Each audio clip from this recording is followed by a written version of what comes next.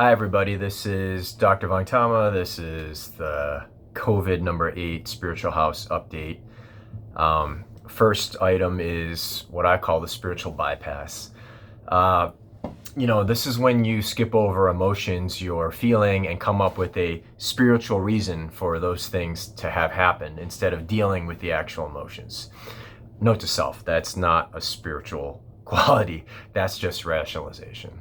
The most spiritual thing you can really do is to actually go through any unpleasant emotions you're experiencing, whether that's sadness, grief, pain, or anger. If you hear yourself saying, well, could have been worse, or, well, at least this didn't happen, then check with yourself to see if you're not skipping over something unpleasant that's happening within you. That's spiritual bypass. The second thing is, this week I got some bad news. A friend of mine from college passed away of COVID-19. I got the call over the weekend, and it was hard to hear. I saw someone's name on the phone that I hadn't heard from in a long time, and I knew it wasn't going to be good. It just hit me really hard. And it's a combination of the stress and the hours and just the uncertainty, just the grind of the situation. And we've all heard the statistics, like, 100,000 to 200,000 people are going to pass away, potentially. But when it becomes personal, it's a different thing. We're going to be seeing a lot of death in the weeks upcoming, and it's going to feel different because of the extraordinary circumstances we're in. I've had lost people before, but for some reason this just felt different. Just be aware. Number 3, I work in cancer, so I see a lot of people pass away. Maybe 20 to 30% of the people I treat, I'm seeing them on their way out.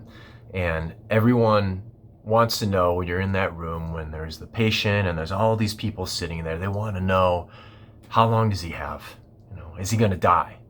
And the first thing I always say, the only people that aren't usually stressed about it are the patient and myself.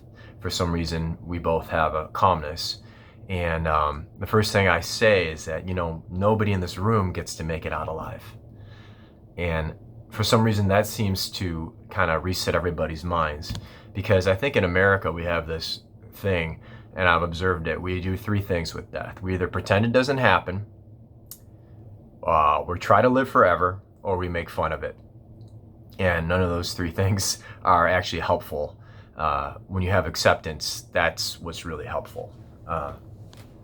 So the next thing I wanted to roll over was conspiracy theories. I try to put people with a lot of conspiracy thought on the periphery of my life. At the same time, I try to feel compassion for them.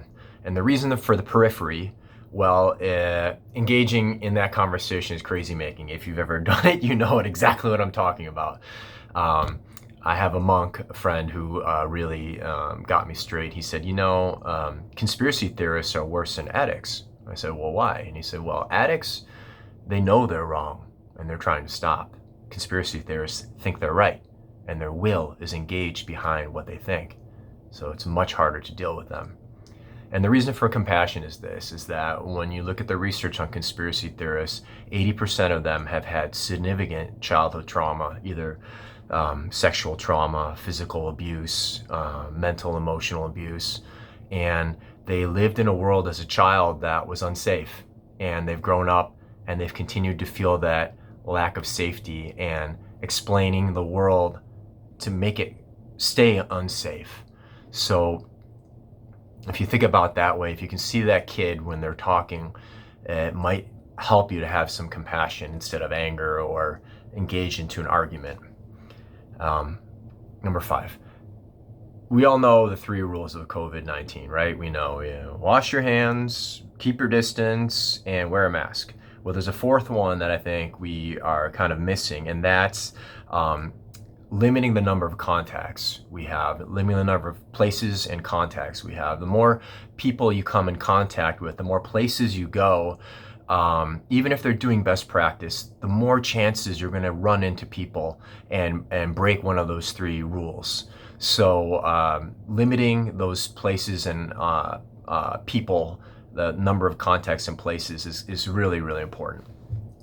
Number six, you watch the news and you watch every report like I do, and you notice that a lot of non-scientists, non-science people are giving a lot of scientific recommendations. And even the scientists are actually experimenting. Just from a science perspective, any scientist will tell you that's not the best way to do science, because what may work for the first 20 patients may not work for the next 20 patients. And you're seeing that with hydroxychloroquine and the azithromycin pairing. It worked in some and not in others.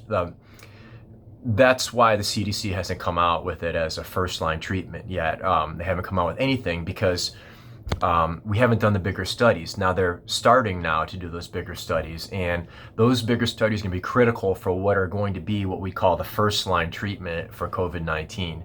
They're going to give us a lot of things, the potential side effects, who gets what side effects, in what populations, who it works best on, when should it be used, what should be the dosage, who doesn't it work for. All those questions we don't have the answers to right now, and anybody using them are doing it out of desperation and fear, with best intentions. But of course, in scientific terms, these would just be called anecdotal reports, because in science, numbers matter. We just don't know enough yet. The last thing, I was speaking to a counselor friend of mine, and he said to me, now is not the time for blame. And right next to blame is shame. Both are not helpful. Things are really stressful right now, and we can get at each other's throats. And the unhealed things that we have inside of us, they are unavoidable when you're with someone 24/7. So you're going to start to see, or you already have seen, the worst parts of each other. And I would say the easiest person to hold responsible for how you feel is a person next to you, and the hardest person to hold responsible is ourselves. So we have to give each other space. We have to make room for us to make mistakes and them to make mistakes, and not get creamed because we are making mistakes.